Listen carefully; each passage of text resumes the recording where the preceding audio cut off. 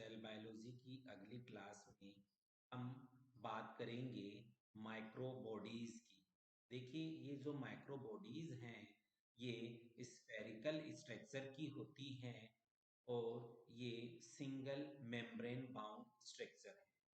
आप यहाँ एक बात समझ लीजिए कि सेल ऑर्गेनेलीज या सेल के अंदर जो कोशिकांग हैं उनमें तीन ऐसे कोशिकांग हैं जो डबल मेम्ब्रेन बाउंड स्ट्रक्चर होती हैं, जैसे माइटोकॉन्ड्रिया, जैसे न्यूक्लियस और क्लोरोप्लास्ट या प्लास्टिड। लेकिन एक ऐसा कोशिकांग भी है जिसके चारों ओर सेल में मेम्ब्रेन नहीं पाई जाती है, सिंगल मेम्ब्रेन नहीं पाई जाती है, वो राइबोसोम है। बाकी के कोशिकांग सिंगल मेम्ब्रेन बाउंड स्ट्रक्चर कहलाती है, जैसे ये लाइपोप्रोटीन की बनी होती है सिंगल मेम्ब्रेन। अब हम बात करते हैं टॉपिक की ओर। माइक्रो बॉडीज ये स्फेरिकल स्ट्रक्चर होती हैं जो किसी भी सेल में, यूकैरियोटिक सेल में तीन टाइप की पाई जा सकती हैं। पहली है स्फीरियोसोम, दूसरी पेरोक्सिसोम और तीसरी ग्लाइओक्सिसोम। देखिए, स्फीरियोसोम की खोज पर्नर नामक वैज्ञानिक ने की है। ये स्फेरिकल गोलाकार सिंगल यूनिट मेम्ब्रेन स्ट्रक्चर होती है जो प्लांट सेल में उपस्थित होती है। इसका क्या कार्य है? तो ये लिपिड का सिंथेसिस करती है और लिपिड का अपने अंदर स्टोरेज का कार्य करती है। पेरोक्सिसोम जो है उसकी खोज टॉलबर्ट ने की है। पेरोक्सिसोम भी स्फेरिकल स्ट्रक्चर होती है, लेकिन इसमें जो एंजाइम पाए जाते हैं, स्पेसिफिक एंजाइम है ऑक्सीडेज और ऑक्सीडेज एंजाइम उपस्थित होती हैं। ये पूछा जाता है कि पेरोक्सिसोम में कौन से एंजाइम पाए जाते हैं, ऑक्सीडेज और पेरोक्सीडेज। का क्या कार्य है? तो ये H2O2 मेटाबॉलिज्म और फोटो रेस्पिरेशन से जुड़ी हुई स्ट्रक्चर है। ग्लाइओक्सिसोम की खोज बीवर नामक साइंटिस्ट ने की है। यह प्लांट सेल में उपस्थित होते हैं। ये लिपिड ग्लाइओक्सी ग्लाइओक्सिलेट पाथवे के द्वारा उसको कार्बोहाइड्रेट में चेंज करते हैं। तो लिपिड का कार्बोहाइड्रेट में चेंज होने का जो ग्लाइओक्सिलेट पाथवे है वो कंप्लीट होता है ग्लाइओक्सिसोम में।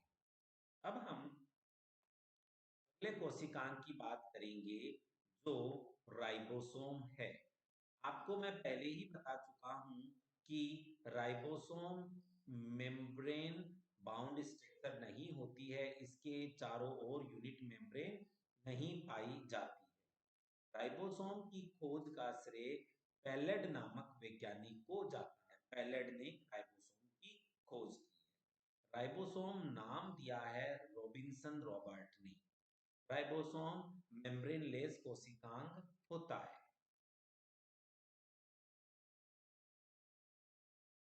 अब हम राइबोसोम के बारे में आगे बढ़ते हैं और अब हम बात करते हैं कि राइबोसोम के और क्या-क्या नाम हैं। तो देखिए, राइबोसोम है उसे हम ट्रांजिशनल एपरेटस भी कहते हैं।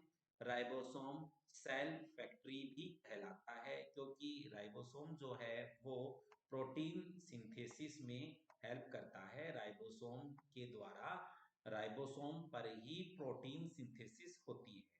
इसकी एक मैकेनिज्म है जिसे हम ट्रांसलेशन कहेंगे।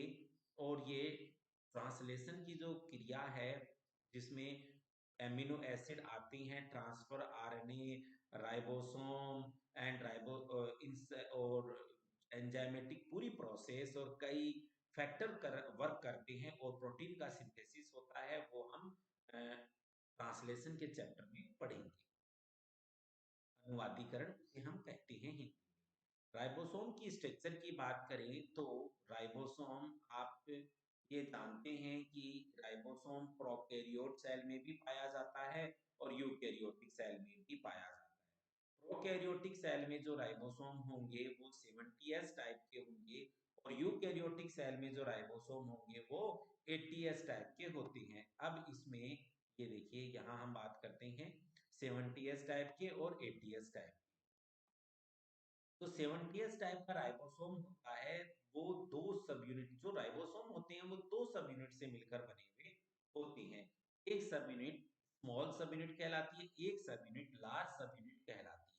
तो देखिए ये जो इसका सीवेजबर्ग यूनिट है सेडिमेंटेशन कोफिशिएंट, एस का मतलब है सीवेजबर्ग यूनिट, और ये जो 30 50 आ रहा है ये इसका सेडिमेंटेशन कोफिशिएंट को रिप्रेजेंट करता है, अवसादन गुणांक को रिप्रेजेंट करता है। स्मॉल सब यूनिट है वो 30s होती है ये देखिए, और जो लार्ज सब यूनिट होती है वो 50s प्रकार की होती है। वहीं यूकेरियोटिक राइबोसोम की बात करें तो यूकेरियोटिक राइबोसोम 80s टाइप के होती हैं। इनमें जो स्मॉल सब यूनिट होती है वो 40s होती है, लार्ज सब यूनिट होती है वो 60s होती है। परीक्षाओं में ये पूछा जाता है कि स्मॉल प्रोकैरियोट 70s राइबोसोम की सब यूनिट कौन सी हैं और 80s टाइप के राइबोसोम की सब यूनिट कौन सी होती है।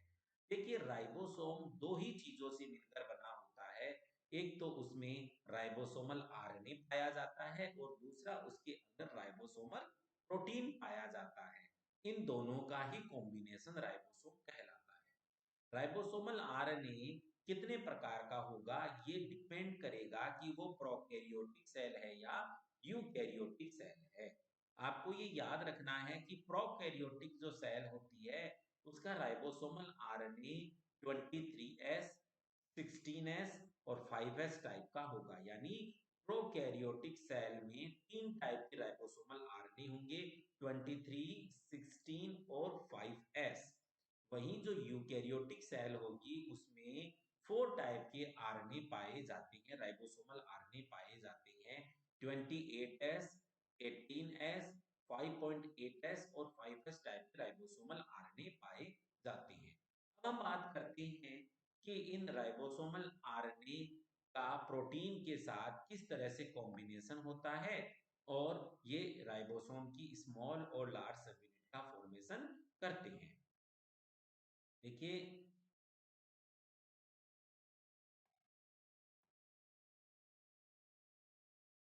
स्मॉलर जो यूनिट 30s टाइप होती है उसके अंदर एक ही राइबोसोमल आरएनए होता है, 16s राइबोसोमल आरएनए होता है। ये 16s राइबोसोमल आरएनए 21 टाइप के राइबोसोमल प्रोटीन के साथ जुड़ा होता है, यानी 20s राइबोसोमल आरएनए के साथ कितने प्रोटीन पाए जाते हैं, 21 राइबोसोमल प्रोटीन पाए जाते हैं। वहीं जो लार्ज सब यूनिट होती है वो 50s टाइप के राइबोसोम उसमें पाए जाते हैं, जिसमें 23s 5s दो प्रकार के राइबोसोमल आरएनए मौजूद होते हैं। कितने प्रकार के राइबोसोमल आरएनए, दो प्रकार के, 23s और 5s। और साथ में कितने प्रोटीन पाए जाते हैं, 34 राइबोसोमल प्रोटीन उसके साथ जुड़े होते हैं। यूकेरियोटिक जो राइबोसोम होते हैं वो 80s टाइप के होती हैं। इन यूकेरियोटिक राइबोसोम के अंदर स्मॉलर सब यूनिट और लार्ज सब यूनिट पाई जाती है। स्मॉल सब यूनिट जो होती हैं वो 40s प्रकार की होती है, आपको बताया है। ये 18s राइबोसोमल, इसमें केवल एक राइबोसोमल आरएनए होगा जो 18s राइबोसोमल आरएनए होगा, जिसके साथ 30 प्रकार के राइबोसोमल प्रोटीन जुड़े हुए होंगे।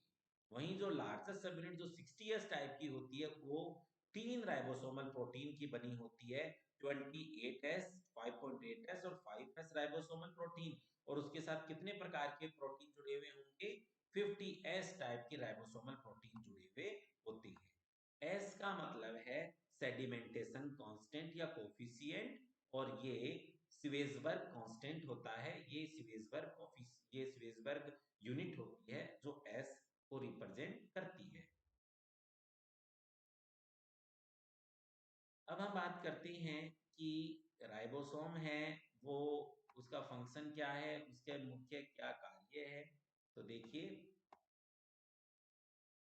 जो प्रोकैरियोटिक राइबोसोम में 50s सब यूनिट पेप्टाइडल ट्रांसफरेज एंजाइम की तरह कार्य करता है। वास्तव में 50s सब यूनिट में 23s जो राइबोसोमल आरएनए है वो पेप्टाइडल ट्रांसफरेज एंजाइम की तरह कार्य करता है। अब आपके मन में एक बात आ रही होगी कि what is the meaning of peptidyl transferase.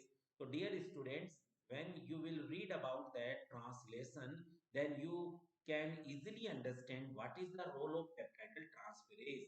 Peptidyl transferase वो एंजाइम है जो एमिनो एसिड के बीच में पेप्टाइड बॉन्ड का फॉर्मेशन करता है। तो ये जो आप यहाँ ये जरूर समझ सकते हैं कि जो 50S सब यूनिट है उसमें पेप्टाइड ट्रांसफरेज एंजाइम होगा। वास्तव में 50S सब यूनिट ये ठीक है। 23S जो राइबोसोमल आरएनए है is also known as ribozyme. ये राइबोजाइम के रूप में भी कार्य करते हैं। 50S और जो 30S जो सब यूनिट होती हैं वो आपस में कनेक्ट होंगी तो ही तो वो 70S कंप्लीट यूनिट का फॉर्मेशन करेंगी। लेकिन इनके कनेक्शन के लिए एक आयन अति आवश्यक है और वो मैग्नीशियम होता है। तो एक क्वेश्चन परीक्षा में पूछा जाता है कि दो राइबोसोमल सब यूनिट को कनेक्ट करने वाला एंजाइम कौन सा होता है? मैग्नीशियम। आपको एक बात और समझनी है कि नॉर्मली साइटोप्लाज्म के अंदर जो राइबोसोमल यूनिट होती है वो फ्री स्टेट में पाई जाती है। 50 और 30 फ्री होती है। इनका एसोसिएशन तब होता है जब इनके साथ आकर के मैसेंजर आरएनए कनेक्ट हो जाए ट्रांसलेशन की प्रोसेस स्टार्ट करने के लिए। देखिए, अगर मैग्नीशियम की कॉन्सेंट्रेशन 0.001 मोल से अधिक होगी, ये इतनी होगी तो ये कनेक्ट होंगे, इससे कम होगी तो ये डिसोसिएटेड हो जाते हैं।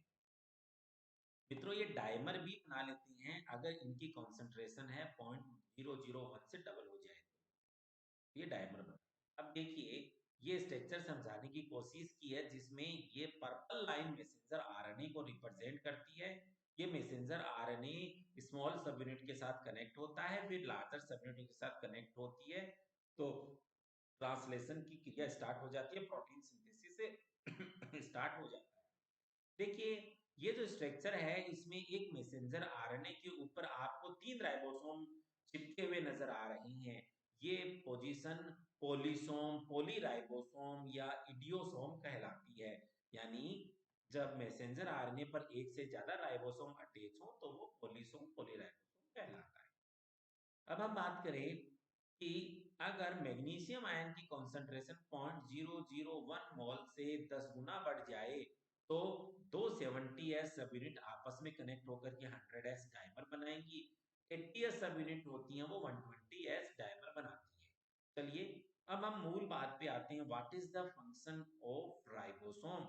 तो देखिए राइबोसोम का जो सबसे प्राइम वर्क है वो प्रोटीन सिंथेसिस करना है। इसीलिए हम राइबोसोम को मेम्ब्रेन लेस स्ट्रक्चर के साथ ही इसे हम प्रोटीन फैक्ट्री भी कहते हैं क्योंकि प्रोटीन का जो सिंथेसिस करता है वो राइबोसोम ही करता है।